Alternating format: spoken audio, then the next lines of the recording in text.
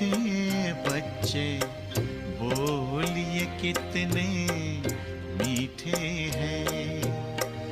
मीठा हमें बनाते बाबा, मीठा हमें बनाते बाबा, आप बड़े ही मीठे हैं। मीठे बच्चे, मीठे बच्चे बोलिए कितने मीठे हैं।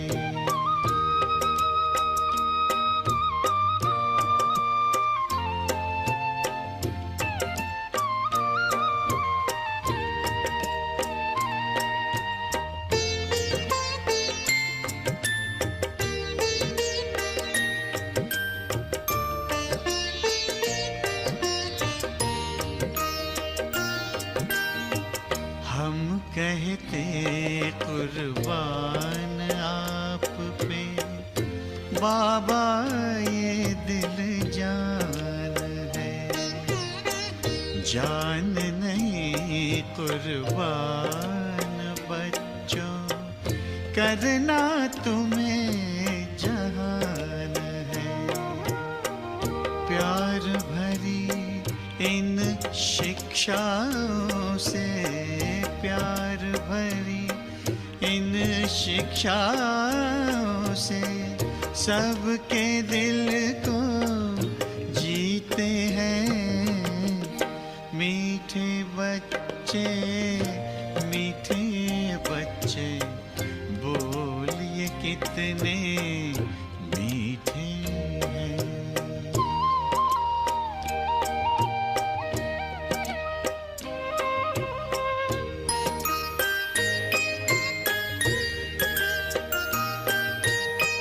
खार चुन लिए खुशबू भर हर जिंदगी महकाई है। नाच उठे हैं मन मयूर जब मुरली मधुर सुनाई है। इसी राग में भाग्य जगाना, इसी राग में भाग्य जगाना, आपसे हम भी सीखे हैं। मीठे बच्चे, मीठे बच्चे बोलिए कितने मीठे हैं।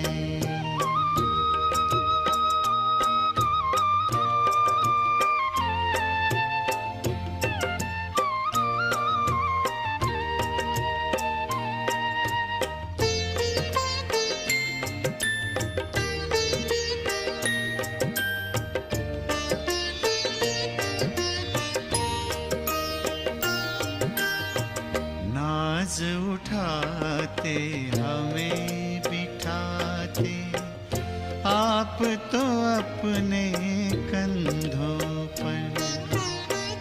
याद प्यार दे करते नमस्ते, बलि बलि जाते बच्चों पर। ऐसे प्यार का मधुरस पी के, ऐसे प्यार का मधुरस पी के सब रस लगते फीके हैं। मीठे बच्चे, मीठे बच्चे बोलिए कितने मीठे हैं। मीठा हमें बनाते बाबा, मीठा हमें बनाते बाबा, आप बड़े मीठे हैं। मीठे बच्चे, मीठे बच्चे बोलिए कितने मीठे हैं। ओम शांति। मिठड़े बाबल जो आह्वान कयूं था बाबा मिठड़ा असां ॿारनि खे पाण जहिड़े स्वरूप में अनुभव कराए पंहिंजे मिठड़े महावाक्यनि सां भरपूर करे वञूं, अमृत धारा पीआए वञूं ऐं अनुभव कयूं परमात्मा पाण शिव बाबा ब्रह्मा जे मस्तक ते वेही असां ॿारनि खे मिठड़ी वाणी ॿुधाइण आया आहिनि। अॼु जी तारीख़ आहे 14 जुलाई 2025। अॼु बाबल मिठड़े चवनि था, मिठड़ा ॿार वॾे वॾे जॻहियुनि ते वॾा वॾा सेंटर खोलियो। परमात्मा जी वाणी आहे, वॾे वॾे जॻहियुनि ते वॾा वॾा सेंटर खोलियो, सेवा खे वधाइण जा तरीक़ा ठाहियो, चाहे मीटिंगियूं कयो, वीचार हलायो, कीअं बि करे सेवा खे वधायो। अॼु जो प्रश्न आहे, ॿिया सभु दुनिया जा आश्चर्य त सभु ॼाणनि था, लेकिन सभिनी खां वॾो आश्चर्य कहिड़ो आहे जंहिंखे तव्हां ॿार ई ॼाणियो था। दुनिया वारा 7 वंडर हर कोई ॼाणे थो, लेकिन हे वॾो वंडर कहिड़ो आहे जेको कि असां ब्राह्मण ॿार ई ॼाणियूं था। उत्तर में बाबा चवनि था, सभिनी खां वॾो वंडर इहो ई अथव कि जेको सभिनि जी सदगति करण वारो दातार परम पिता परमात्मा शिव निराकार असां ॿारनि खे अचनि था पढ़ाइण, ऐं इहा आश्चर्य वारी ॻाल्हि ॿुधाइण जे लाइ असां ॿारनि खे पंहिंजे पंहिंजे सेंटरनि खे खोड़ सजाए करे रखिणो पवे थो, छो कि माण्हू त भॿको ॾिसी करे अचनि था, शो ॾिसी करे ईंदा, त सभिनी खां सुठो, सभिनी खां वॾो सेंटर राजधानी में हुजणु घुरिजे ताकि सभु ॼणा अची करे सम्झनि। अॼु जो गीत आहे, मरना तेरी गली में, जीना तेरी गली में। ऐं पंहिंजे गुरु ग्रंथ साहिब में बि लिखियल आहे, मेरे राम राय ज्यों रखे त्यों रहिए, त जीअं रखंदे तीअं रहंदासीं, तेरा भाणा मीठा लागे। ओम शांति। शिव भगवानु वाच, शिव परमात्मा जे मुख मां ॿुधूं था, रुद्र भगवानु वाच बि चई सघंदा आहियूं, छो कि शिव माला न चई वेंदी आहे, रुद्र माला चई वेंदी आहे भॻतीअ में। ॻाल्हि हिकु ई आहे, पर सच में पढ़ाइण वारो त शिव परमात्मा ई आहे। बाबो मिठड़ो ई पढ़ाए थो, त नालो बि उहे हुजणु घुरिजे, पर रुद्रमाला नालो हलंदो थो अचे। उहो बि सम्झाइणो पवंदो आहे कि शिव ऐं रुद्र में कोई फ़र्क़ु ई कान्हे। शिव ऐं रुद्र में कोई फ़र्क़ु ई कान्हे। ॿारनि जी ॿुद्धीअ में आहे कि असां सुठे नमूने महिनत करे, पुरुषार्थ करे बाबे मिठड़े जी माला में अची वञूं, परमात्मा जे गले जा हार ठही वञूं। ॾिसो हार केॾो साम्हूं हूंदो आहे गले जे, मुंहं जे, लेकिन पायल हेठि हूंदी आहे पेरनि में, त असां हार था ठहणु चाहियूं। भॻवान जे साम्हूं हिन महिल रहंदासीं, हिन महिल अगरि परमात्मा जे अखियुनि में रहंदासीं त ज़रूरु असां अॻिते अचण वारे समय में उन जे गले जी माला बि ठही वेंदासीं। जेका माला अॼुकल्ह माण्हू फेरींदा आहिनि, रुद्राक्ष माला चईंदा आहिनि। त इहे दृष्टांत जेके ॾिना विया आहिनि भक्तीअ में, इहे हिन महिल असां जेतिरी महिनत कंदासीं उहे ई ओॾे दृष्टांत में ॿुधाईंदा। जीअं ॿार स्कूल में डुकी करे जाते निशान हूंदो आहे उते टच करे वरी मोटी ईंदा आहिनि, पंहिंजे टीचर वटि अची बीह रहंदा आहिनि, त तीअं ई तव्हां ॿार बि ॼाणियो था कि असां बि 84 जो चक्कर लॻायो अथसीं। हिन महिल पहिरियों पहिरियों माला में पिरोया वञूं था, मोती ठही पाण सभु पिरोया वञूं था। हीअ माण्हुनि जी रेस आहे ऐं हीअ रूहानी रेस आहे। हीअ आत्माउनि जी दौड़ थी हले ऐं दुनिया में माण्हुनि जी दौड़ हलंदी आहे। उहा रेस तव्हां करे न सघंदव। कहिड़ी रेस? जेका दुनिया वारा करनि था, ऐं हीअ रेस वरी दुनिया वारा न करे सघंदा। हीअ त आहे आत्माउनि जी ॻाल्हि। आत्मा त ॿुढी जवान नंढी वॾी थींदी ई कान्हे। आत्मा त हिकिड़ी ई आहे। आत्मा खे ई पंहिंजे पिता खे यादि करिणो आहे, परमात्मा खे। इन में काई तकलीफ़ जी ॻाल्हि कोन्हे। भले पढ़ाईअ में ढिला बि थी वञूं, पर इन में छा तकलीफ़ आहे? कुझु बि न। पढ़ाईअ में भले ढिला बि थी था वञूं, पर आत्मा सम्झण में छा तकलीफ़ आहे? कुझु बि न। सभु आत्माऊं पाण में आत्मा रूप में ॿाहिरि ॿाहिरि आहियूं। हुन रेस में त जवान ॿार डुकंदा आहिनि, हिते त जवान ॿुढा ॿार सभु आत्माउनि जी रेस थी हले। तव्हां ॿारनि जी रेस अथव रुद्रमाला में पिरोए वञण जी, रुद्रमाला जा मोती ठही वञूं। ॿुद्धीअ में अथव न कि असां आत्माउनि जो बि हिकिड़ो वणो आहे परमात्मा वटि। असां आत्माऊं सभु उन वण में हुयासीं ऐं धीरे धीरे उतां पाण लथा आहियूं हेठि। उहो आहे परमात्मा जी जेका माला माण्हू, उहो आहे शिव बाबा परम पिता परमात्मा। ईअं न कि छड़ो 108 जी माला थींदी आहे या 16,108 जी माला थींदी आहे, ईअं त आहे कोन। जेके बि माण्हू आहिनि सभिनि जी माला आहे। ॿार सम्झनि था नंबरवार हर आत्मा पंहिंजे पंहिंजे धर्म में वञी वेहंदी। जेको आत्माउनि जो मथे परमधाम में जॻहि आहे, पाण जातऊं लही आया आहियूं त उतो ई पाण उते ई वञी करे वरी वेहंदासीं जंहिं महिल वेंदासीं त हर 5,000 साल में उन ई जॻहि तां ईंदासीं। इहो बि त वंडर आहे। दुनिया इन्हनि ॻाल्हियुनि खे छा ॼाणे। तव्हां में बि जेके विशाल बुद्धीअ वारा आहिनि, जंहिंजी बुद्धि साफ़ हूंदी, उहे इन्हनि ॻाल्हियुनि खे सम्झी सघंदा आहिनि। ॿारनि जी बुद्धीअ में इहे ख़्याल अचणु घुरिजनि कि असां सभिनी खे रस्तो कीअं ॾेखारियूं, सभिनी खे असां बाबे जो कीअं ठाहियूं। ईअं अंदर में वीचार हलणु घुरिजनि। हीअ आहे ई विष्णुअ जी माला। शुरूअ खां वठी करे जीअं सॼो सिजरो हूंदो आहे न, टाल टालियूं वण में सभु हूंदा आहिनि, त उते बि नंढियूं नंढियूं आत्माऊं रहंदा आहियूं। काथे?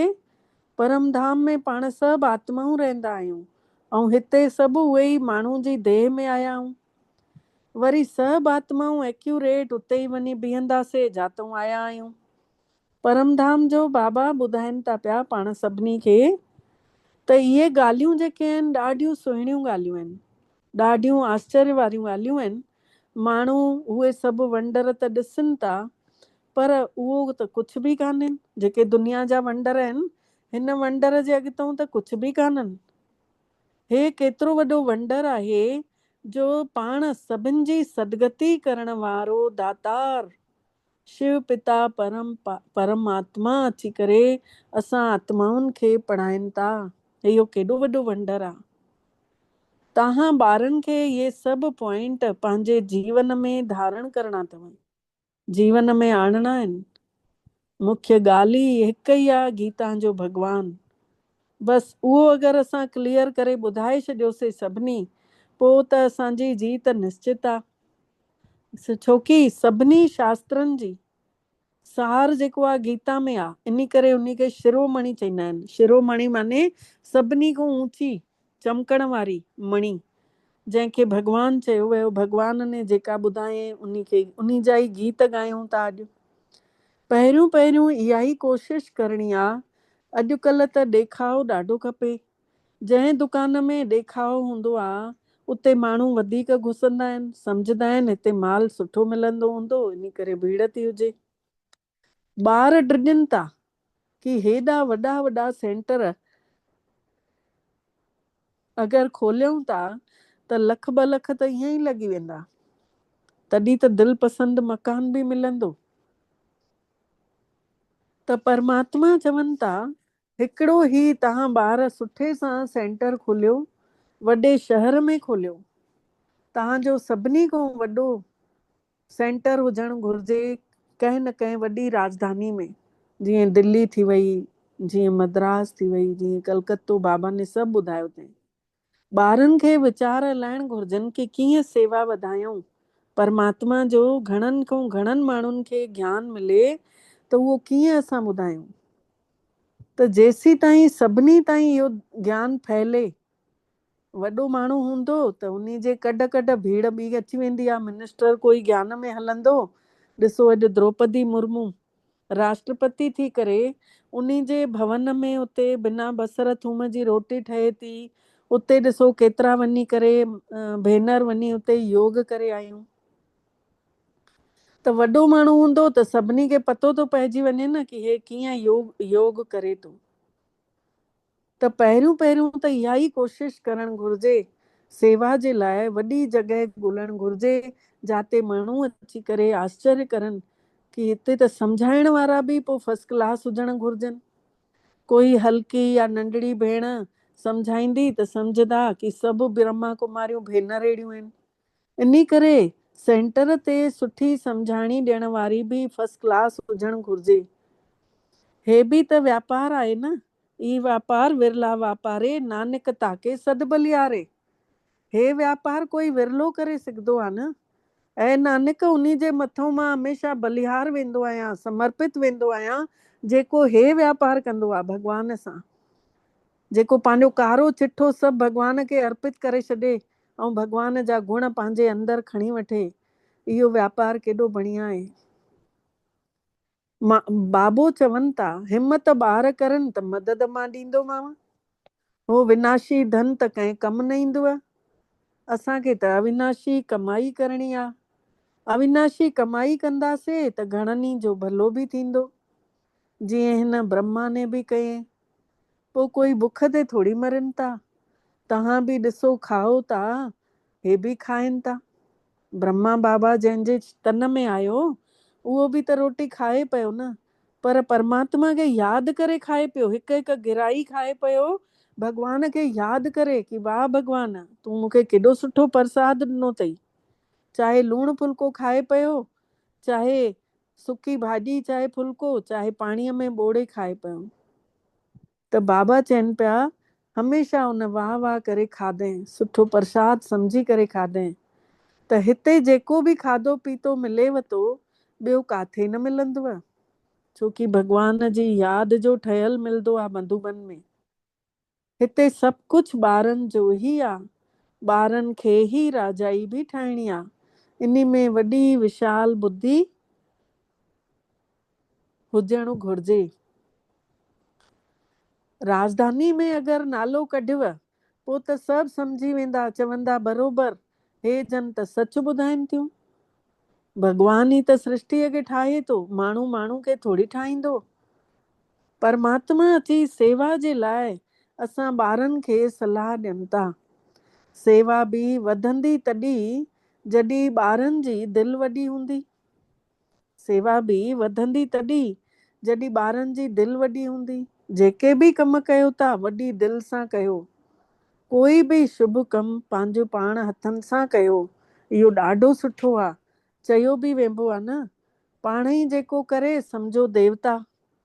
जेको पंहिंजो पाण वञी भेनरुनि खे ऑफर कयूं कि भेण असांखे सेवा ॾे, काई बि सेवा ॾे, त सम्झो असां देवता ई प्रवृत्ति वारा आहियूं।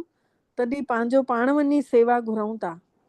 ऐं भेनर चइनि पोइ असां सेवा कयूं त उन खे चवंदा आहिनि उहो साधारण इंसान आहे।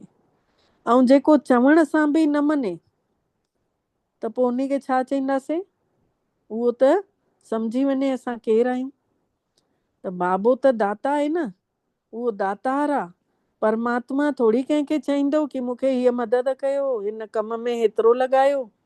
न, बाबो ने सम्झायो अथई कि वॾे वॾे जेके वॾी दिलि वारा माण्हू हूंदा आहिनि न, उन्हनि जो हथु कॾहिं रुकंदो कोन्हे। राजाऊं हमेशह दाता हूंदा आहिनि, ॾेवण वारा हूंदा आहिनि। राजाऊं कॾहिं वठण जी आश न रखंदा आहिनि। परमात्मा असां ॿारनि खे सलाह ॾियनि था कि छा छा वञी करे करणु घुर्जेव। ख़बरदारी ॾाढी हुजणु घुर्जेव, समझदारी हुजणु घुर्जेव कि कीअं माया खे जीतणो आहे। ॾाढो ऊचो पद आहे। आख़िरीअ में रिजल्ट बि निकिरंदो। पोइ वरी घणनि नंबरनि सां जेके ॿार पास थींदा आहिनि त उन्हनि खे ख़ुशी बि थींदी आहे। पिछाड़ीअ में सभिनी खे साक्षात्कार थींदो, पर उन्ही महिल करे छा सघंदव? पिछाड़ीअ में सभिनी खे ॾेखारी ॾींदो, उन्ही महिल छा करे सघंदव? तक़दीर में जेको आहे उहो ई त मिलंदव। पर पुरुषार्थ जी ॻाल्हि अलॻि आहे। बाबा चवनि था महिनत जी ॻाल्हि अलॻि आहे। अगरि हिन महिल पाण आत्मा सम्झी परमात्मा खे यादि था कयूं त इहा आहे असांजी सची कमाई। आत्मा सम्झी परमात्मा खे यादि कंदासीं त सम्झो असां नाम जी कमाई कयूं था। सम्झो असां पंहिंजी सची पूंजी जोड़ियूं था। परमात्मा पंहिंजे ॿारनि खे सम्झाणी ॾियनि था कि बुद्धीअ खे साफ़ रखो, बुद्धीअ में कचिरो न रखो। दुनिया में धर्मात्मा त घणा ई थी करे विया, उन्हनि जो ॾाढो नालो थियो, फलाणो माण्हू धर्मात्मा हुयो। कोई कोई त पैसा इकट्ठा करे अचानक सां हली वेंदा आहिनि, पोइ उन्हनि जा पैसा माण्हुनि खे ट्रस्ट में ॾेई रखंदा आहिनि। कोई ॿार बि जंहिं महिल नालायक निकिरे थो, पोइ वरी उन्ही जो पैसो उन्ही जे पीउ जो उहो बि ट्रस्ट में ॾींदा आहिनि। हिन महिल त इहे दुनिया जेका आहे पाप आत्माउनि जी दुनिया आहे। वॾे वॾे गुरुनि खे दान कनि था। जीअं कश्मीर जो महाराजा हुयो त सभु आर्य समाजनि खे ॾेई वियो कि उन्हनि जो धर्म वधेनि, छोकी पाण आर्य समाजी हुयो। त हाणे तव्हांखे छा करिणो आहे? हाणे तव्हां परमात्मा जे कम में सहयोग ॾियो था। सहयोग में योग शब्द छिपियल आहे। अगरि असां तन जो सहयोग ॾींदासीं त तन असांजो कॾहिं बीमार न पवंदो, तन सां सेवा करे ईंदासीं त। अगरि मन जो सहयोग ॾींदासीं, घर वेठे मन परमात्मा में लॻाईंदासीं त मन खे ताक़त मिलणी आहे। ऐं अगरि हिन भंडारे मां जंहिंमां असांजी पालना भॻवान करे थो, इन मां अगरि थोरो घणो बचाए करे परमात्मा जे कम में लॻायूं था, आश्रम में वञी विझी अचूं था, त उन्ही जे धन जा भंडार कॾहिं न खुटंदा आहिनि। चवंदा आहिनि भोलेनाथ जो भंडारो भरपूर काल कंटक दूर। त जाते अलमारी आहे, उन अलमारीअ ते लिखी छॾियऊं कि भॻवान जो भंडारो। ऐं उतां जंहिं महिल बि पैसा खणूं तंहिं महिल उन खे ॿुधाए करे खणूं, बाबा हिन कम लाइ खणांव थी, ॾिसिजो तव्हां बरकत केतिरी थी थिएव। त परमात्मा जी चवणी आहे कि हिन महिल तव्हां परमात्मा जे कम में सहयोग ॾियो था, उन खे तन मन धन सां यादि कयो था। हाणे ॿारनि खे हिक जी ही यादि में रहणो आहे। यादि जी ताक़त सां ई तव्हां ॿार सॼी सृष्टिअ खे पवित्र ठाहियो था, छोकी तव्हांजे लाइ ई पवित्र सृष्टि खपे। ख़राब शइ खे बाहि में विझी पवित्र ठाहींदा आहिनि न, जीअं सोन में मिलावट हूंदी आहे त अग्नीअ में विझी उन मां प्योर छांटे करे अलॻि करे वठंदा आहिनि, अलाए सड़ी वेंदी आहे। त हिते बि परमात्मा चवनि था तव्हांजा बि विकार रूपी बदबू कीअं निकिरंदव? ज्योति स्वरूप परमात्मा वटि अचो, उन अग्नीअ वटि उन जोत में अची जोत वेही रहे साम्हूं, सॼियूं किरणा अची पवंदियूं, आत्मा रूपी जोत जी मैल सॼी निकिरी वेंदी, सॼी उन जी अंदरों जी बदबू विकार सभु ख़तम थी वेंदा। पोइ आत्मा सतो प्रधान थी वेंदी। तव्हां ॼाणियो था हीअ किनो संसार आहे। हिन हे जेको यज्ञ आहे ज्ञान यज्ञ आहे, ऐं असां सभु ब्राह्मण आहियूं। इहो बि तव्हां ॼाणियो था कि शास्त्रनि में केॾियूं ॻाल्हियूं लिखी छॾियूं अथऊं, शास्त्रनि में कहानियूं लिखी छॾियूं अथऊं। हिन यज्ञ खे परमात्मा अची करे रचियो अथई ऐं सम्झाए बि उहो ई थो। हिन महिल तव्हां ॿार भॻवान जे कम में सहयोग ॾियण वारा मददगार ॿार आहियो, परमात्मा जी आज्ञा ते हलो था। हे अथव ज्ञान रूपी। तव्हां ॿारनि खे सेवा जो तरीक़ो कढणो आहे। भले गांवनि में वञी करे सेवा कयो। तव्हांखे घणा ई माण्हू चवनि था कि ग़रीबनि खे हे ज्ञान ॾियणु घुर्जे। छड़ो पाण राय ॾियनि था, वॾा वॾा माण्हू राय सलाह ॾियनि था, पर पाण कुझु नथा करनि, सेवा बि नथा करनि, छड़ो सलाहूं ॾियनि था, हीअं कयो ॾाढो सुठो आहे, तव्हांजो ज्ञान ॾाढो बढ़िया ॿुधायो था, पर असांखे फुर्सत कान्हे। ॾिसो था न, हाणे बि मुरली ॿुधण लाइ कनेक्शन करे रखनि थियूं, पर न पाण ॿिए पासे ॾे ध्यानु आहे। भॻवान जी वाणीअ जी अवेलना थी थिए, उन जी भॻवान जी सम्झो असां बेइज़ती कयूंसीं। जीअं वॾो कोई माउ पीउ कुझु चए ऐं ॿुधी अणॿुधो कयूं, ईअं ई भॻवान जी वाणी बि आहे, उहो बि ॿुधाए थो ऐं असां ॿुधी करे अणॿुधो करे पंहिंजे कमनि में लॻा पिया आहियूं। चऊं था फुर्सत ई कान्हे, ऐं होॾां चऊं था ज्ञान त ॾाढो सुठो आहे, अहिड़ो ज्ञान त सभिनी खे मिलणु घुरिजे। पंहिंजे पाण खे वॾो माण्हू ऐं ॿियनि खे नंढो माण्हू सम्झूं था। त परमात्मा सम्झाणी ॾियनि था कि तव्हांखे ॾाढो ख़बरदार रहणो अथव। हुन पढ़ाईअ सां गॾु गॾु हीअ पढ़ाई बि मिलेव थी न, त हिन पढ़ाईअ सां ॻाल्हाइण जो तरीक़ो अची वेंदो आहे, मैनर्स सुठा थी वेंदा आहिनि। अनपढ़ बि जेके भुटू हूंदा आहिनि उहे बि सजी वेंदा आहिनि। हिते त कोई कोई अहिड़ा आहिनि जेके पंहिंजे मुड़ुस खे बि तूं तूं करे ॻाल्हाइनि थियूं पयूं। ऐं आप चवणु अक्षर केॾो रायल आहे। वॾनि माण्हुनि खे हमेशह आप चई करे ॻाल्हाइणु घुरिजे, पर कीअं ॻाल्हाइणु घुरिजे उहो बि अकुल कोन अथनि। आप अक्षर चवणु ॾाढो सुठो आहे। वॾे माण्हू खे तव्हां तव्हां करे ॻाल्हाईंदव त बाबा पहिरियों ई सलाह ॾियनि था, त उन सां छा आहे फ़र्क़ु पवंदो आहे, उन्हनि जी दिलि ते छपिजी वेंदो। दिल्ली जेका परिस्तान हुई, जेका परिनि जी रहण जी जॻह हुई, हल्का माण्हू हुते रहंदा हुया, मन ॿुधी में जंहिंजे कचिड़ो न हुयो, वरी इन ई दिल्लीअ खे परिस्तान ठाहिणो आहे।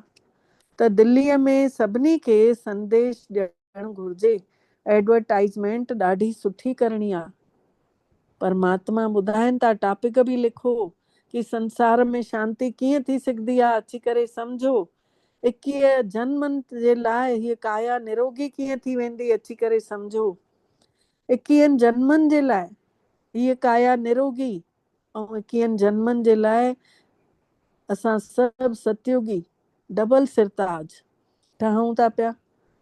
इहे सुहिणा अखर सतयुगी नालो ज़रूर विझो त माण्हू ॾिसी ख़ुशि थियनि।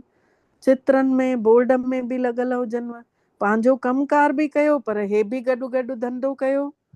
भॻवान जे ज्ञान जी शक्ति वठंदा रहो, ॿियनि खे बांटींदा बि रहो। इहा गॾु गॾु सेवा बि कंदा रहो।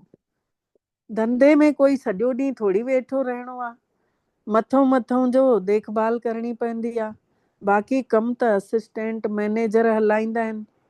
केतिरा सेठ वॾी दिलि वारा हूंदा आहिनि, त असिस्टेंट खे पघार ॾेई मजूरी ॾेई पोइ गद्दीअ ते विहारे छॾींदा आहिनि। हीअ त भॻवान जी सेवा आहे, ॿियनि आत्माउनि के गिनती कोन्हे आत्माउनि जी। ऐं हूअ जेका दुनिया में जेका माण्हू करनि था, हर कोई स्वार्थवश थो करे पियो, हर कोई पैसो थो वठे, बिना पैसो वठे कोई सेवा नथो करे। ॿी सभु आहे हद जी सेवा, हीअ आहे बेहद जी सेवा। केतिरी विशाल बुद्धि हुजणु घुरिजे। असां संसार ते जीत था पायूं, असां मौत जे मथां बि जीतियूं था, असां आत्माऊं अजर अमर था थी वञूं। अहिड़ो अहिड़ो लिखी करे ॾिसी करे ईंदा, बोर्ड ते ईअं लिखियलु हूंदो त पोइ सम्झण जी कोशिश बि कंदा कि अमरलोक जा मालिक असां कीअं था ठहूं, अची करे सम्झो। तव्हां कीअं विश्व जा मालिक ठहो था, उते त दुख जो नालो निशानी न हूंदव। ॿारनि खे केतिरी ख़ुशी हुजणु घुरिजे कि परमात्मा असांखे छा मां छा बणाए वञे थो पियो, असांखे छा मां छा ठाहे छॾियो अथई। अॼु कोई 8 ॾींहं कोर्स ॿुधे थो, 9 ॾींहं उन खे फ़र्क़ु थो नज़र अचे। ईअं छो? ॿिया सत्संग तव्हां महीना ॿुधी वठो, कोई फ़र्क़ु न पवंदो, लेकिन हिन में 8 ॾींहंनि में अभ्यास कंदे कंदे आत्मा महिनत कयूं था न आत्मा स्वरूप जी, त झटि फ़र्क़ु थो अची वञे, झटि परिवर्तन थो अची वञे। त बाबो मिठड़ो चवनि था कि तव्हां त सुठे नमूने ॼाणियो था, परमात्मा ॾाढे प्यार सां सम्झाइनि था पिया। छा था सम्झाइनि प्यार सां? कि मिठड़ा ॿार, हे सभु तव्हांजे लाइ अथव, तव्हां ई अथाह सुख ॾिठा अथव। जाते तव्हां सुखी हुयव उते रावण कोन हुयो, आत्मा स्वरूप में हुयासीं, त आत्मा खे बि राम चईंदा आहिनि न। त राम स्वरूप में, आत्मा स्वरूप में आहियूं मतिलबु परमात्मा जहिड़े स्वरूप में आहियूं। त उते पोइ रावण कोन्हे, ऐं जाते रावण आहे त वरी उते राम कोन्हे। त केतिरी ख़ुशी हुजणु घुर्जे कि भॻवानु आयो आहे असांखे सम्झाणी ॾियण। त ॿारनि खे मिली करे पाण में राय सलाह करणु घुर्जे। अखबारुनि में बि विझणु घुर्जेव। छा विझणु घुर्जे कि ख़र्च जी हिते काई ॻाल्हि कोन्हे, पर हिते अची जेको सम्झंदो उनखे फ्रीअ में शांती, सुख, पवित्रता सभु कुझु मिलंदी। हिकु बाबा ने दिल्ली लाइ चयो अथई, ॿियो चयो अथई कलकत्ते में चौरंगी जॻह आहे काई, उते फर्स्ट क्लास सेंटर हुजेव, उते ॾिसजो वॾा वॾा माण्हू वधीक ईंदव। ॿियो चयो अथई मद्रास में, बॉम्बे में, वॾे वॾे शहरनि में वॾा वॾा सेंटर हुजनिव। बाबा बि त बिजनेसमैन हुयो न, ब्रह्मा बाबा। ब्रह्मा बाबा पाण बिजनेसमैन हुया। त उन्हनि वॾे वॾे जॻहियुनि ते सेंटर खोलण लाइ चवनि था, ऐं खोड़ भभके सां चवनि था खोलियो, थोरो घणो ख़र्चु कयो, तव्हां सभु पाण में भाउ भेण मिली करे भेनरुनि खे ख़र्चु ॾियो, ताकी हो जन सुठे सां प्रोग्राम करे सघनि। तव्हां खां ई पाई पैसो वठी करे मां तव्हांखे मटा में छा थो ॾियांव। बाबा चवनि था तव्हां ॾियो छा था, ॾिसो त सही, तव्हांजो परिवार पालण वारो मां, ॿार बच्चा पालण वारो मां, अन्न जा भंडार ॾियण वारो मां, हीरा जवाहरात पाराइण वारो मां, ऐं तव्हां मुंहिंजे ई भंडारे में ॾियो छा था, वठो छा था, ॾिसो। इन करे त चयो वेंबो आहे न, परमात्मा खे रहम दिल आहे, सभिनी जे मथां रहम कंदो आहे, रहम जो सागर आहे। कौड़ीअ खां हीरे जहिड़ो थो ठाहे छॾे, माण्हुनि खे देवता थो ठाहे छॾे। बलियारी त हिकु उन परमात्मा पिताजी आहे। अगरि परमात्मा न हुजे आ त असांजी छा महिमा थिए हा। त बाबा मिठड़ा चवनि था कि तव्हांखे त इहो फ़कुर हुजणु घुर्जेव। कहिड़ो फ़कुर हुजणु घुर्जे कि असांखे पढ़ाए केरु थो, भॻवानु पाण, ऐं असांजो अहम ऑब्जेक्ट छा आहे कि नर अहिड़ी करणी करे कि नारायण ठहे, ऐं नारी अहिड़ी करणी करे कि लक्ष्मी ठहे। मतलब असांजा कर्म अहिड़ा थियनि कि नर जो नारायण ठही वञे ऐं नारी लक्ष्मी ठही वञे, अहिड़ा कर्म हुजनि। त असांजे जीवन जो उद्देश्य आहे बि इहो ई कि लक्ष्मी नारायण ठहूं। त भॻवानु सम्झाइनि था कि तव्हांजो ॾिसो उद्देश्य छा अथव, नर ऐं नारायण ठहणु। पहिरियों पहिरियों जंहिं भक्ति शुरू कई उहे ई अची करे ऊंचो पद पाइण जी पुरुषार्थ कनि था। बाबो मिठड़ो केतिरा सुठा सुठा पॉइंट सम्झाणी ॾियनि था, ॿारनि खे विसरी था वञनि। तॾहिं त पोइ बाबा चवनि था पॉइंट नोट कयो, डायरी पेन खणी करे वेहो, मुरली लिखो, जंहिं महिल ॿुधो था जेका पॉइंट सुठो लॻेव तो उन खे लिखी छॾियो। कल्ह वारी अव्यक्त वाणी में मां स्वमान कढिया हुया, बहन जी मुरली पढ़ंदी पई वञे ऐं मां हेॾे डायरी में स्वमान लिखंदी पई वञा। 18-19 स्वमान निकिता मुरलीअ मां।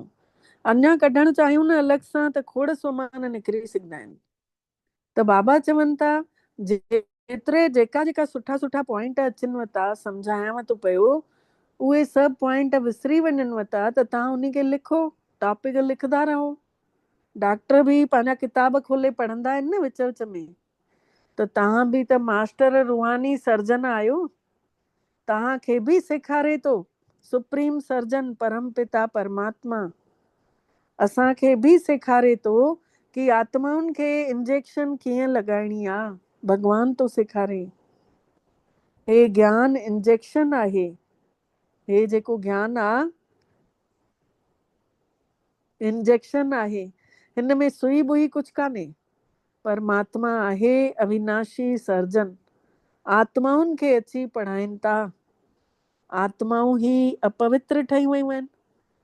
इहा त ॾाढी सवली ॻाल्हि आहे, सरल ॻाल्हि आहे। अपवित्र ठहणु घणी देरि आहे, झटपट माण्हू थी थो वञे, पतो बि नथो पए।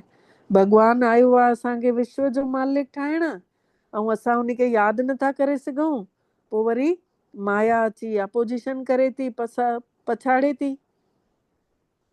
इन करे भगवान जी सलाह आहे कि असां चार्ट रखूं, सेवाउनि जो ॾे पासे ॾे ध्यानु कयूं कि कीअं कीअं सेवा खे वधाइणु घुरिजे, त ॾाढी ख़ुशी थींदी।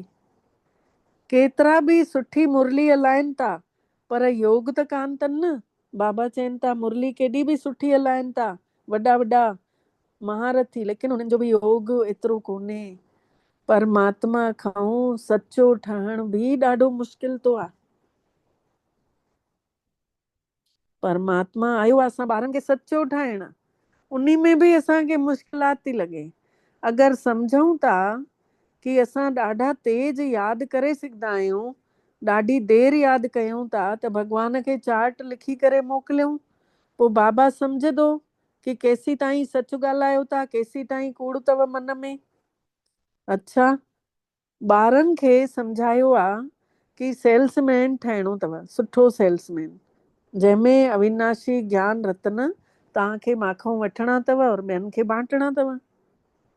वॾी एजेंसी आहे, असां सभु नंढा नंढियूं कंपनियूं आहियूं, ऐं असांजो वॾो हेड बॉस आहे सुप्रीम सर्जन परम पिता परमात्मा। अविनाशी ज्ञान रत्नन रूपी इंजेक्शन असां आत्माउनि खे तॾहिं लॻाए थो जॾहिं असां आत्मिक स्वरूप में हुजूं था। जॾहिं आत्मिक स्वरूप में आहियूं त असांखे परमात्मा जो स्वरूप पंहिंजो पाण ऑटोमेटिक अची करे महसूस थो थिए, प्यार थो करे। हिकु हिकु आत्मा खे बाबा बाकी थो पाए आत्मिक स्वरूप सां ई। केॾी बढ़िया ॻाल्हि लॻे थी भॻवान जो बाकी पाइण, जंहिंखे एॾो ॻोल्हींदा हुयासीं, जंहिंजे लाइ रोईंदा हुयासीं, बासियूं बासींदा हुयासीं, मुंहिंजी हीअ मुराद पूरी कर, मुंहिंजी हीअ इच्छा पूरी कर। हाणे त इच्छाउनि जे कॾ त नथा डुकूं।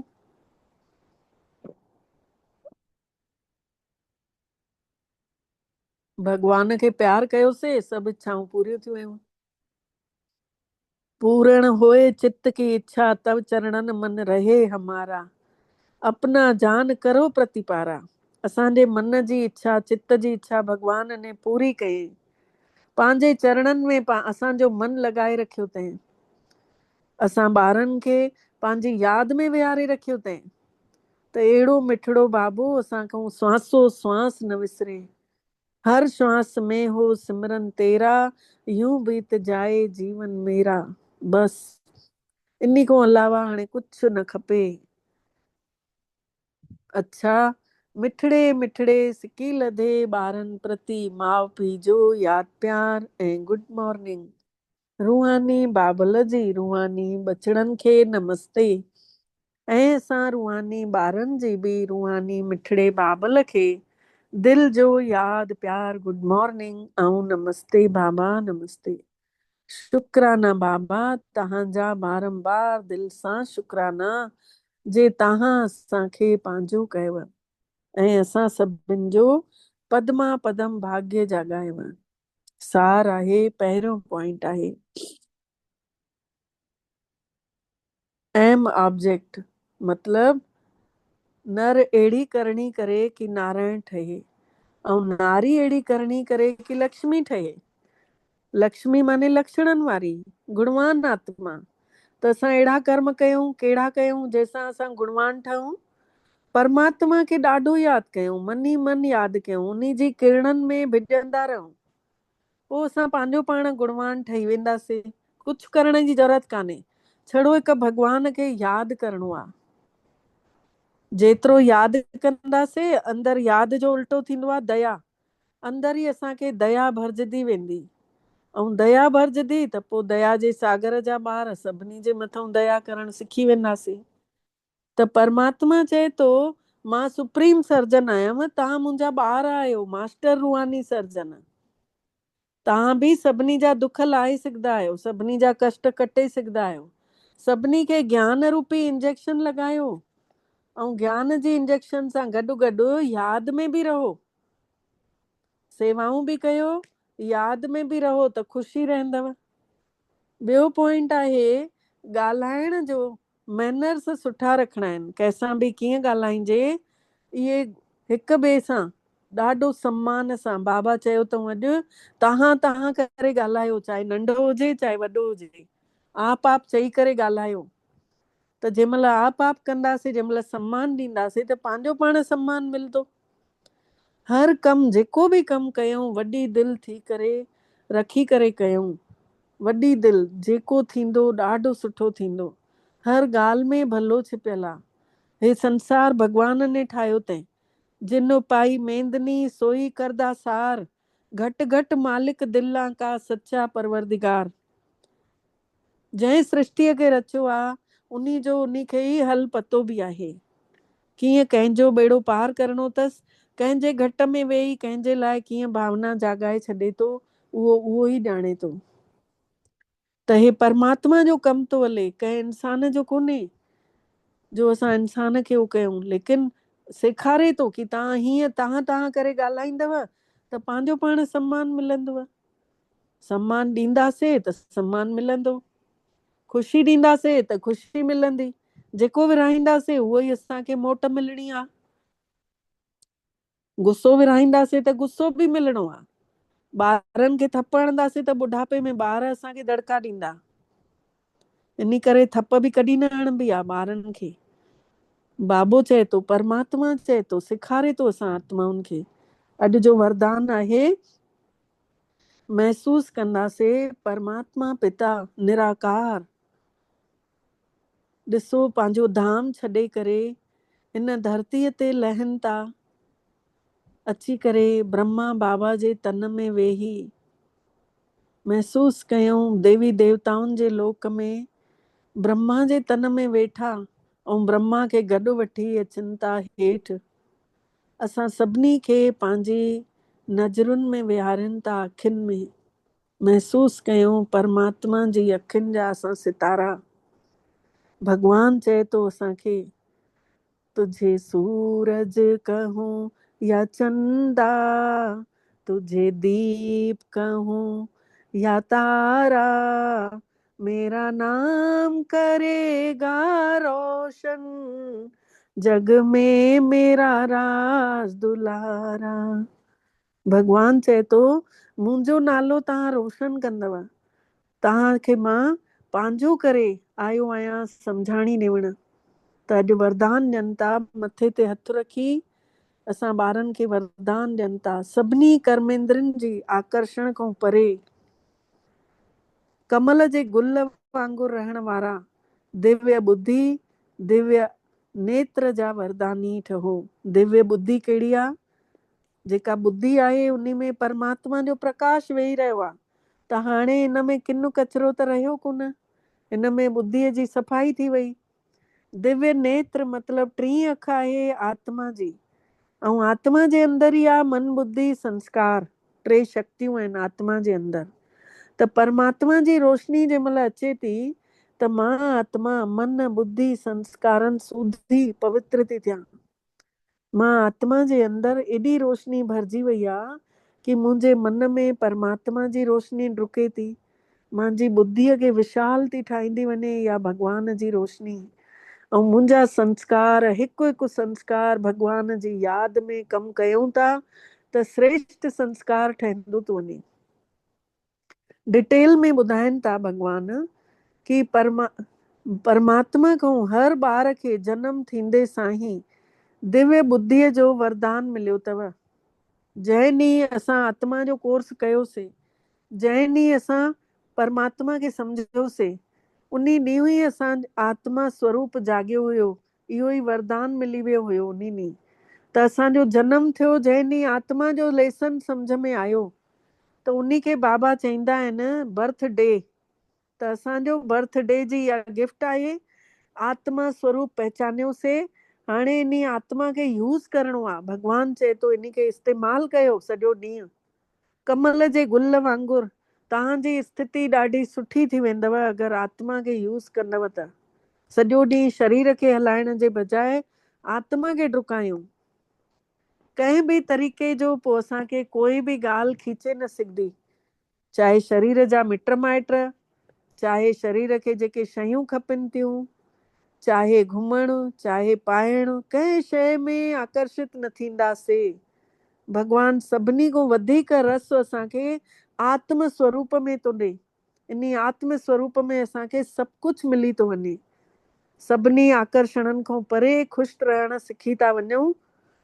स्लोगन आहे, जेॾी महिल काथे बि मन फाथल हुजेव, मन फाथल न हुजेव, जेॾी महिल काथे बि मन फाथल न हुजेव, तॾहिं तव्हांजो शक्ति स्वरूप आत्मा जो नज़र ईंदो।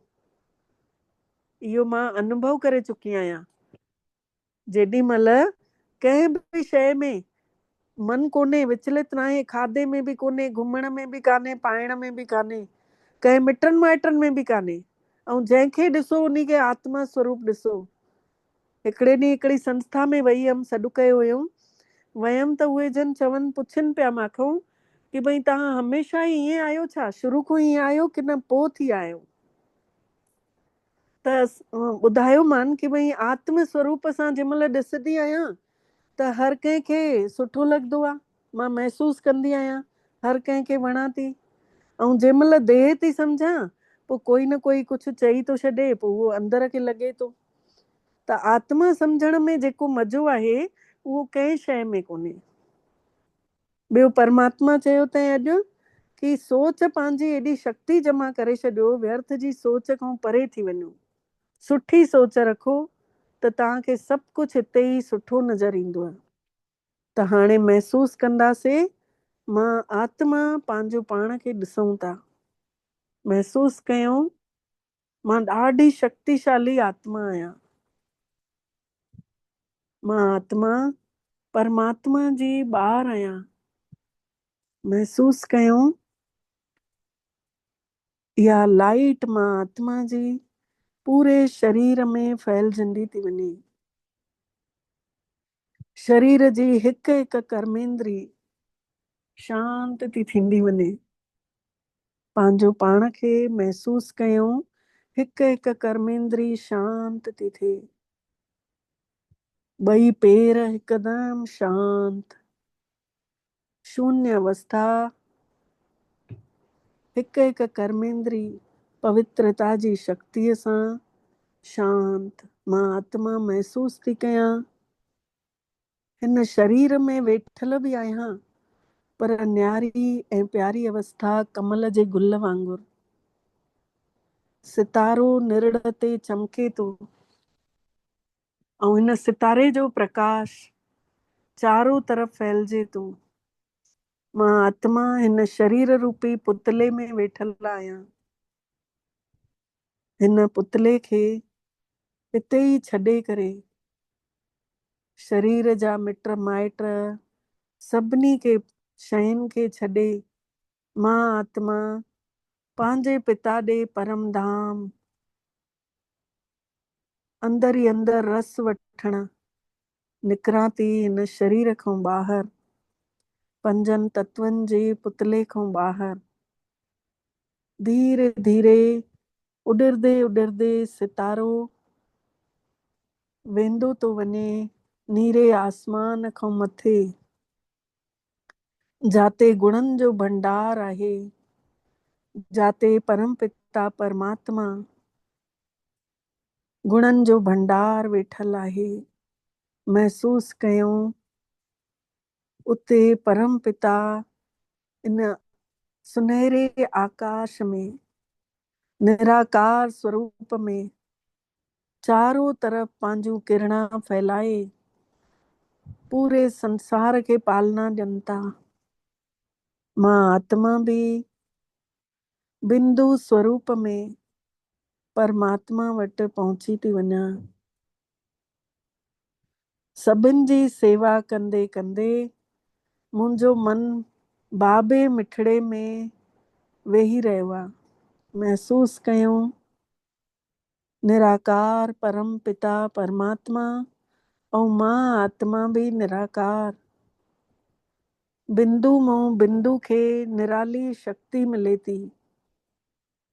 इहे शक्ति मां आत्मा परमात्मा खां भरींदी थी वञा। महसूसु कयूं हितों ई परमात्मा सॼे संसार खे पालीनि था। इते ई असां बि सभु भगवान सां गॾु मिली पूरे संसार खे रोशनी ॾियूं था, परमात्मा खां वठूं था ऐं पूरे संसार जी आत्माउनि ॾे मोकिलियूं था।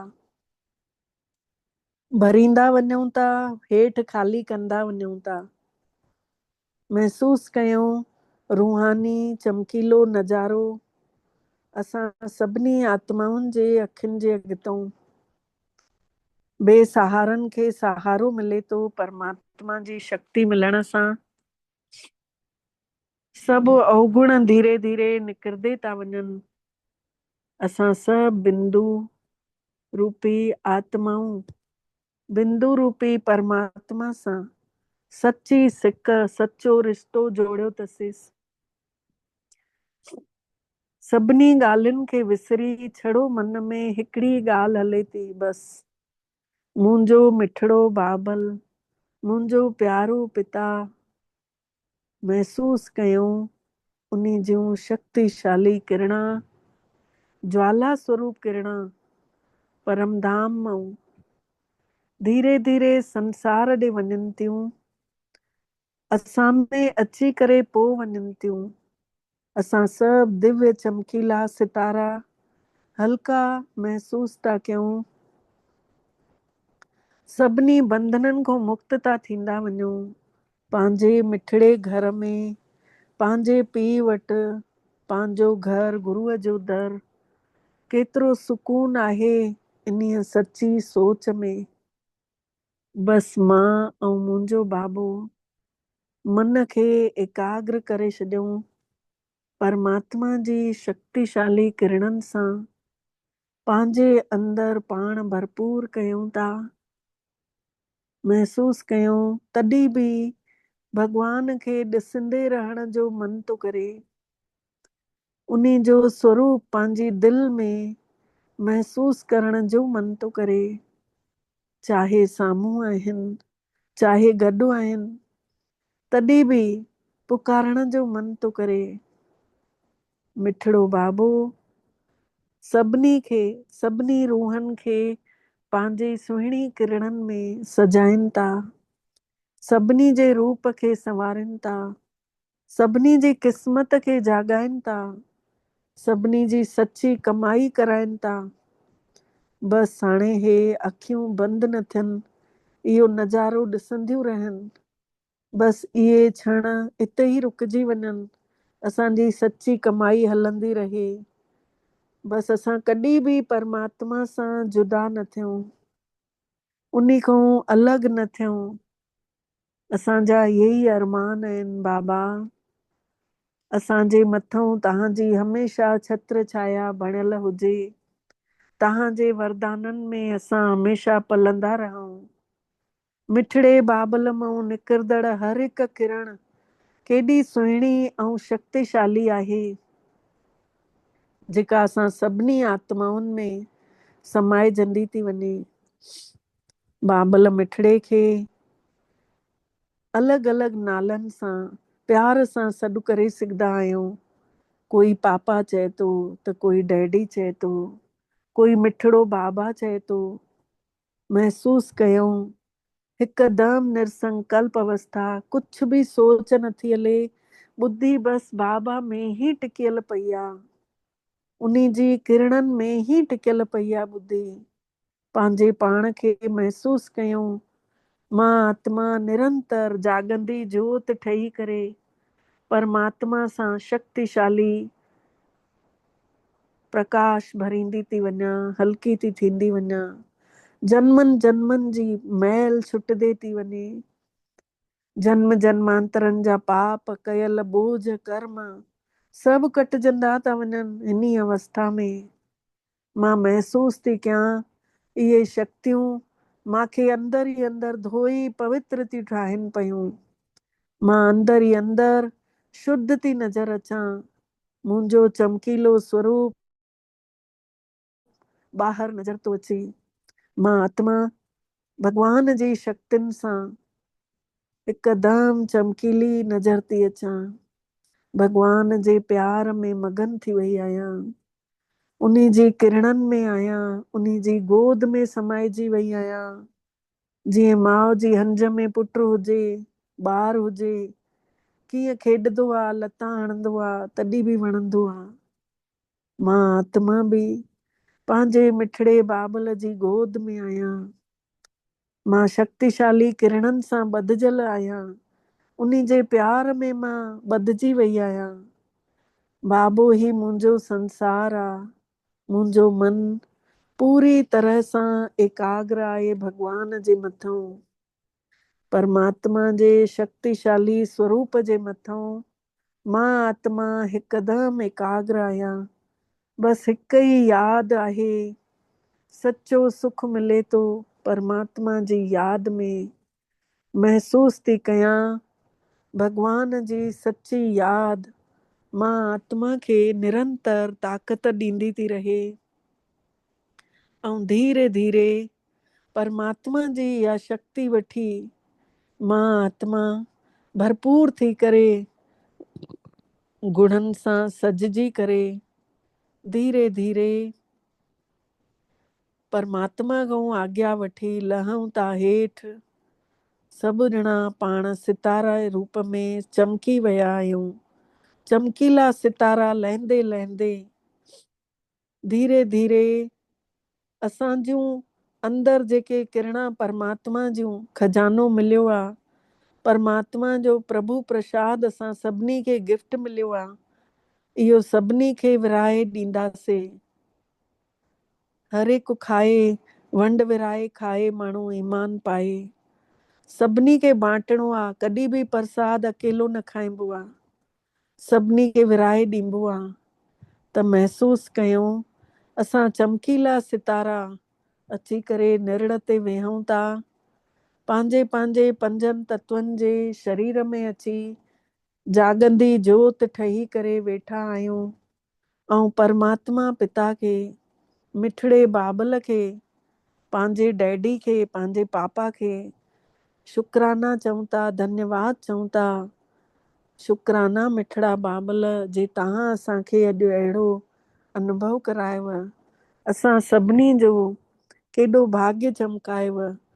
असां सभिनी खे अंदरि ई अंदरि गुणवान ठाहे छॾियव। महसूस कयूं पाण सभु उहे ई सितारा निरण ते वेठे वेठे परमात्मा खे शुक्राना ॾेई हर कंहिंजे लाइ संकल्प कयूं था। सभु मिली करे हिकिड़ी ई सोच हलायूं था कि संसार जी सभिनी आत्माउनि खे परमात्मा जो रस मिले। जेके बि अपराधी प्रवृत्ति में आहिनि, जेके बि ग़लति कर्म करनि था, उन्हनि सभिनी खे सच्ची सुमत ॾे, सच्चो ज्ञान मिलेनि, ताकि सुठे रस्ते ते हलनि, कोई बुरा कर्म न करनि।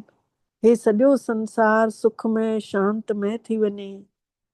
कोई बि हत्याऊं न करनि, कोई मांस मदिरा न खाइनि। महसूस कयूं हिन ई आत्म स्वरूप सां जेको सोचींदासीं उहो ज़रूर पूरो थियणो आहे। धर्म की जय हो, अधर्म का नाश हो। असां सभु स्वधर्म में टिकियल आहियूं। स्वधर्म में टिकी करे इहो संकल्प कयूं था त अधर्म जो नाश थिए। सभु ॼणा शरीर न सम्झनि, पंहिंजो पाण खे आत्मा सम्झनि। सभिनी खे आत्मा जो ज्ञान मिले, सभिनी जो मिलन परमात्मा पिता सां थिए। सभु मिली करे हिकिड़ी इहा सोच रखी भॻवान खे शुक्राना चऊं था। ऐं तव्हां सभिनी आत्माउनि खे बि शुक्राना, सभिनी फ़रिश्तनि जा शुक्राना, जे सभु ॼणा समय कढी तव्हां थोड़े में थोड़ो बि ॿुधो था। ऐं मूंखे पूरी उमेद आहे कि सभु ॼणा पंहिंजे जीवन में इन्ही खे हंडाईंदव।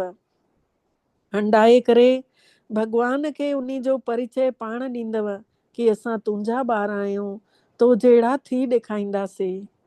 ईअं महसूस कंदे हुए मिठड़े बाबल खे धन्यवाद ॾेई ओम शांति, ओम शांति, ओम शांति।